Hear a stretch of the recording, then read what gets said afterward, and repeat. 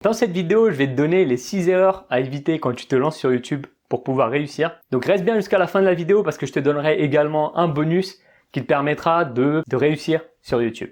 Alors avant toute chose, tu viens de découvrir ma chaîne, donc je donne ici des conseils pour transformer tes abonnés YouTube en clients. Donc n'hésite pas à t'abonner et à activer la cloche si c'est pas encore fait. La première erreur à absolument éviter sur YouTube, c'est le fait de copier les autres. Alors d'un côté, c'est vrai que les idées, elles vont pas te tomber du ciel, d'accord? Donc à moins d'être omniscient, tout ne peut pas te venir naturellement, donc d'accord? Donc forcément, même les génies se sont inspirés de travaux antérieurs, de connaissances d'autres personnes. Donc ça, forcément, on doit le faire si aujourd'hui on veut réussir. Il faut s'inspirer des autres, d'autres qui ont déjà réussi dans le domaine dans lequel on se lance. Par contre, il y a une grosse différence entre le fait de s'inspirer et le fait de copier. Parce que moi, ce que je remarque, c'est que il y a certains créateurs, ce qu'ils font, c'est que ils vont vraiment copier, limite mot pour mot, ce qu'un plus gros créateur de leur thématique fait. C'est deux personnes différentes, donc au final, ils n'ont pas forcément la même façon de communiquer, ils n'ont pas forcément la même histoire. Enfin, il y a plein d'éléments qui font que quand tu copies le contenu d'un gros, quand tu fais vraiment littéralement du copier-coller, bah derrière, ce que tu vas produire, ça aura un goût fade. Et ça, ils s'en rendent compte, en fait, les gens qui regardent tes vidéos, tes abonnés, ils vont s'en rendre compte. Et derrière, bah, ce qu'ils vont faire, c'est qu'ils vont se dire, une version tout crachée d'un truc qui existe déjà, autant que j'aille directement à la source, j'ai aucun intérêt de rester là. Et donc, pour éviter le copier-coller, ce que tu peux faire, c'est de t'inspirer, mais de plusieurs sources différentes. Donc, tu peux lire des livres sur ta thématique, tu peux lire des articles, tu peux regarder différents créateurs, mais vraiment, ne fais pas l'erreur de te limiter à un seul créateur. Maintenant, la deuxième erreur que je vois souvent sur YouTube, c'est le fait d'avoir un mauvais son. Alors, il y a énormément de créateurs qui sont vraiment focus sur leur caméra, donc ils vont te sortir la dernière caméra à 800 balles. Mais derrière, si quand tu tournes tes vidéos, on t'entend à peine, au final, ça sert à rien. Et sur YouTube, tu peux avoir un très bon fond, mais si tu as un mauvais son, bah c'est juste rédhibitoire parce que les gens ils vont pas rester plus de quelques secondes. Et pour avoir un bon son, finalement, il n'y a pas besoin d'investir des sommes astronomiques. Donc, tu as juste à acheter un micro-cravate. Donc, sur Amazon, ça coûte une vingtaine d'euros. Et donc, tu branches directement ce micro-cravate à ton téléphone. Et derrière, bah, ce micro, en fait, il se rapproche de ta bouche. Et du coup, comme il se rapproche de ta bouche, le son, il va passer beaucoup mieux que si tu enregistrais ta voix avec le smartphone qui est un peu éloigné et qui aurait donc un son de moins bonne qualité. Après, personnellement, j'ai deux micro-cravates. Donc, j'en ai un tout simple que j'ai acheté, comme je te le disais, à 20 balles sur Amazon. Et j'en ai un deuxième, bah celui que tu vois juste ici. Et ce qui est intéressant avec ce micro-cravate, c'est qu'il est sans fil. Donc il est utilisé par plein de youtubeurs parce qu'il est de superbe qualité. Il est sans fil, donc ultra pratique. Il coûte un peu cher, mais franchement, c'est largement justifié par la qualité du truc et surtout la praticité. Maintenant, la troisième erreur à éviter quand tu démarres sur YouTube, c'est le fait d'avoir un mauvais éclairage. Alors parfois, ce que tu vas voir, c'est que des personnes veulent absolument afficher un joli fond derrière, ils veulent montrer à tout le monde qu'ils sont allés en vacances, que du coup ils ont de la thune et que tu dois acheter leur formation. Mais le truc c'est que parfois quand ils tournent leur vidéo, ils se retrouvent en contre-jour et du coup ça fait une image pourrie. Tu vois le mec sombre, enfin ça renvoie une mauvaise image, une image même cheap, donc c'est totalement contre-productif. Donc c'est pour ça que c'est important d'avoir un bon éclairage, d'accord? Après t'es pas forcément obligé d'investir dans de l'éclairage, tu peux très bien utiliser la solution naturelle finalement qui est la lumière du jour. Donc maintenant ce que tu as juste à faire c'est te mettre en face d'une fenêtre et là donc tu auras la lumière naturelle qui va venir sur toi, qui va éclairer donc ton visage et là tu seras paré pour avoir une bonne qualité d'image. Maintenant je recommande quand même d'acheter un kit de lumière, surtout que ça coûte au final pas grand chose. Enfin moi personnellement je l'ai payé à peu près 70 euros, donc j'ai acheté une ring light. Après tu as aussi les softbox et ce qui est intéressant en fait, le fait d'avoir un kit de lumière, c'est que là tu ne dépends pas de la météo, d'accord? Tu peux tourner tes vidéos à n'importe quel moment de la journée. Et aussi si un jour il fait pas beau, bah tu peux quand même faire ta vidéo, t'as pas d'excuses, tu vois. Donc c'est quand même important je trouve, si tu prends au sérieux ta chaîne YouTube, d'investir dans de la lumière. Si tu souhaites voir le matériel que je recommande, bah je t'ai mis dans la description une liste du matériel que je recommande et que j'utilise. La quatrième erreur maintenant à éviter sur YouTube, c'est de ne pas être niché, d'accord? De ne pas parler d'une thématique précise et de s'éparpiller. Et ça tu peux le voir en fait sur plein de chaînes.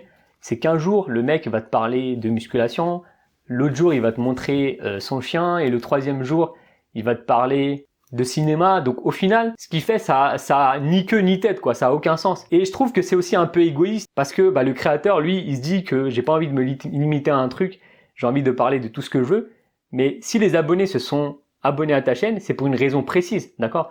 Moi, quand je veux, par exemple, me divertir, je vais voir Cyprien. Je vais pas aller voir Cyprien pour des conseils en immobilier, tu vois, même si Cyprien a peut-être déjà parlé de ça, enfin, j'irai pas le voir précisément pour ça. Donc c'est pour ça que c'est important quand tu démarres une chaîne YouTube, surtout au début, de bien te spécialiser, d'avoir une niche particulière. Surtout si le domaine est concurrentiel. Donc par exemple, si on prend l'exemple de la musculation, donc aujourd'hui il y a énormément d'acteurs dans ce domaine-là. Donc si tu arrives aujourd'hui, tu es nouveau, ça va être chaud parce que tu seras en compétition finalement avec tous les gros.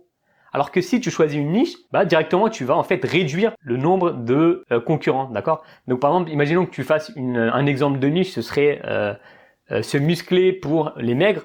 En faisant ce genre de chaîne, tu es sûr que tu seras en compétition avec très peu de personnes. Et quand il y aura une personne maigre qui veut se muscler, même s'il y a déjà des gros youtubeurs qui sont présents, même s'il y a déjà Nassim Saïli, il y a déjà Thibaut InShape, lui il ira voir toi précisément parce que toi, tu as un message qui lui parle directement, donc un message qui s'adresse à lui, c'est pas un message générique, c'est un message vraiment spécifique. Et t'inquiète, même si tu choisis une niche, ça veut pas dire que derrière, tu auras une audience limitée, parce que avec le temps, c'est évolutif. Et surtout, avec Internet, tu as une très grande portée, donc même en ayant une niche très spécifique, tu peux toucher quand même énormément de gens déjà à travers la France et aussi à travers les autres pays francophones. Donc pas d'inquiétude à avoir. Donc vraiment aujourd'hui, réfléchis à ça, réfléchis qu'est-ce que tu veux transmettre à travers ta chaîne. Vite de t'éparpiller sur YouTube. Car c'est le meilleur moyen de perdre tes abonnés, d'avoir des abonnés moins engagés. Tu vas pouvoir difficilement les transformer en clients. La 5e erreur maintenant que je vois souvent sur YouTube, c'est le fait de faire trop de montage. Et ça, tu vois que c'est une grosse erreur parce qu'au final, ça fait pas du tout naturel, il y a des cuts partout. Imaginons un exemple très simple. Imaginons que demain, tu ailles manger une glace avec un pote. Il y aura des blancs forcément dans la conversation. C'est pas pour autant que tu vas faire des cuts toutes les 2 minutes, tu vois. C'est aussi ça qui nous rend humains, le fait de bugger, le fait de faire des erreurs. Après, bien sûr, si tu fais un gros bug de 10 secondes, là, forcément, il faut le cut. Et par contre, je dis, il faut pas abuser des cuts. Tu vas pas cut toutes les 2 secondes, tu vois. Et derrière, tu auras que des bénéfices. Et ce que je remarque, c'est que le montage, c'est toujours un élément un peu bloquant pour la plupart des créateurs parce qu'on peut facilement y passer beaucoup de temps dessus. Donc déjà, il y a ça. Et deuxièmement, finalement, tu vas pouvoir être beaucoup plus naturel à la caméra. Tu vas pouvoir vraiment parler comme si tu parlais à un ami, d'accord? Donc vraiment pouvoir te lâcher. Alors que si tu cut, derrière, ça fait un peu moins authentique. Et je trouve que l'un des meilleurs moyens de pouvoir se différencier sur YouTube, c'est justement via sa personnalité. Donc en limitant les cuts, en t'exprimant vraiment librement devant la caméra, là tu vas aussi pouvoir parler à plus de gens parce que ton message il sera plus authentique, il sera moins fade quoi. La 6e erreur maintenant que je vois beaucoup sur YouTube, c'est le fait de pas structurer ses vidéos. Ça c'est un truc que je faisais au début et que je vois aussi certains faire, c'est tout simplement qu'ils ont la flemme en fait de préparer quelque chose avant de tourner leur vidéo. Du coup, ils vont aller devant la caméra, ils vont appuyer le bouton et commencer à blablater. Et ce qui se passe c'est que ils vont parler d'un sujet A,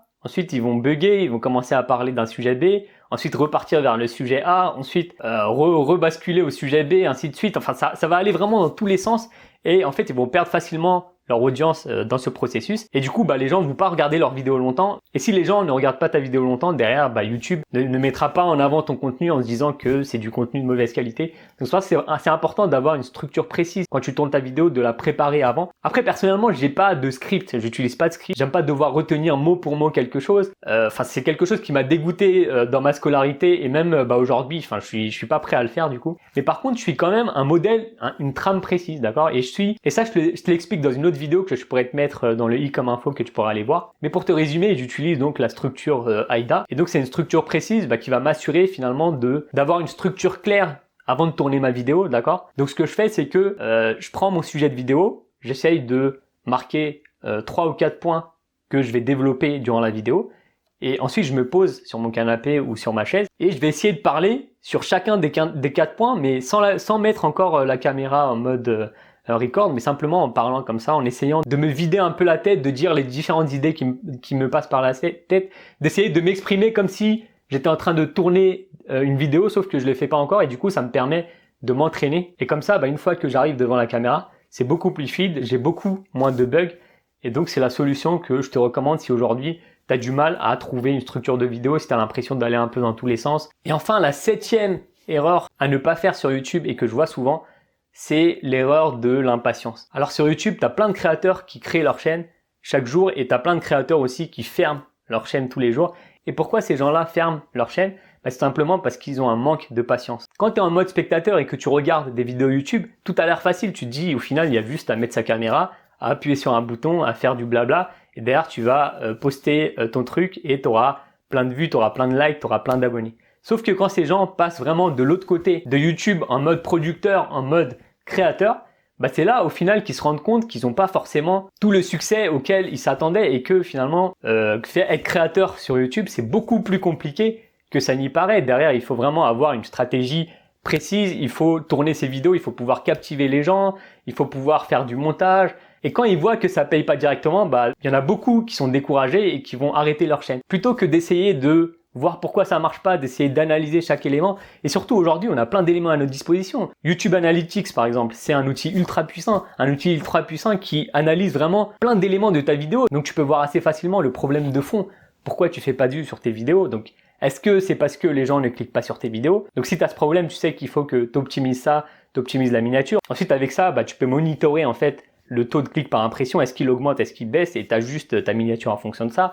Derrière, tu as aussi la durée de visionnage. Donc est-ce que là, il faut pas que tu revoies ton intro? Est-ce que il faut pas que tu revoies la structure de ta vidéo pour captiver un peu plus les spectateurs? Enfin, tu vois, tu as plein d'éléments en fait à ta disposition, donc c'est dommage en fait d'abandonner. Il faut juste faire preuve de patience, analyser chacun des éléments de sa progression sur YouTube, prendre vraiment ça au sérieux, prendre ça vraiment comme une activité principale. Et ce qu'il faut que tu retiennes, c'est que YouTube, c'est pas un sprint, mais c'est un marathon. Tu vas pas réussir en publiant 30 vidéos pendant un mois et tu t'arrêtes juste après. Mais il va falloir vraiment publier régulièrement, d'accord? Et en même temps, bah, finalement, essayer constamment de t'améliorer, constamment évaluer les différents indicateurs, comme on a vu le taux de clic, la durée de visionnage, etc., etc. Et c'est que là que tu seras garanti de pouvoir réussir sur YouTube sur le long terme, de pas te décourager et d'avoir enfin les résultats que tu mérites. J'espère que cette vidéo t'a plu et qu'elle t'évitera certaines erreurs qui reviennent souvent. N'hésite pas à la liker si c'est le cas. N'hésite pas à commenter, me dire si toi tu t'es reconnu dans une des erreurs que j'ai citées et peut-être que toi aussi tu as d'autres axes de progression à proposer à la communauté. Donc n'hésite pas,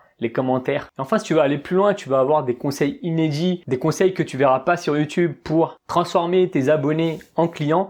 Tu peux rejoindre le cercle des créateurs et je t'envoie des messages régulièrement pour t'aider sur ces différents sujets. Donc c'est dans le premier lien en description et je te donne rendez-vous dans le cercle. À bientôt, plein de réussite dans tes projets, c'était Arslan. Ciao.